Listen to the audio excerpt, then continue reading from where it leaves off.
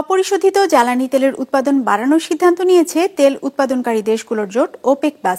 শনিবার জোটের এক ভার্চুয়াল বৈঠকে এমন সিদ্ধান্ত নেওয়া হয়। বৈশ্বিক অর্থনীতিকে স্থিতিশীল রাখার স্বার্থে এমন সিদ্ধান্ত বলে জানিয়েছে সংগঠনটি। ডেস্ক রিপোর্টে বিস্তারিত।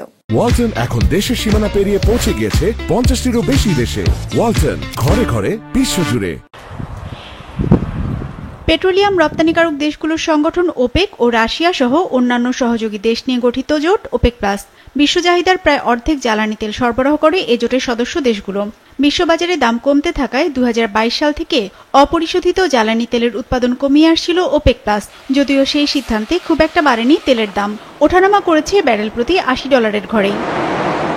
তেলের দাম বাড়াতে আনুষ্ঠানিক নীতির বাইরে দুই ধরনের স্বেচ্ছামূলক উৎপাদন কমানোর নীতি গ্রহণ করেছিল ওপেক প্লাস। উৎপাদন কমানোর এই ধারা 2026 সালের শেষ পর্যন্ত চলমান রাখার সিদ্ধান্ত নিয়েছিল জোটভুক্ত দেশগুলো।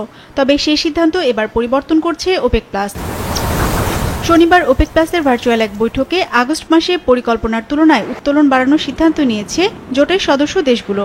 পরিকল্পনা অনুযায়ী এ সময় দৈনিক উত্তোলন বৃদ্ধির পরিমাণ দাঁড়াবে দৈনিক 5,48,000 ব্যারেল।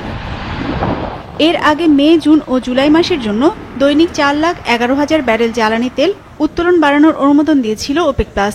এপ্রিলে এ পরিমাণ ছিল দৈনিক 1,38,000 ব্যারেল। ওপেক প্লাস বলছে, মজুদ কমে যাওয়ায় স্থিতিশীল বৈশ্বিক অর্থনীতির স্বার্থে জ্বালানি তেল সরবরাহ বৃদ্ধির সিদ্ধান্ত নেওয়া হয়েছে। ওপেক প্লাসের উৎপাদন বাড়ানোর খবরে বিশ্ববাজারে কমেছে অপরিশোধিত জ্বালানি তেলের দাম। ব্রেন্ট ক্রুডের দাম নেমে এসেছে ব্যারেল প্রতি $70 নিচে। বিশ্লেষক এবং বিনিয়োগ ব্যাংকগুলোর পূর্বাভাস বলছে, মধ্যপ্রাচ্যে চলমান সংকট সত্ত্বেও চাহিদার তুলনায় উৎপাদন বেশি।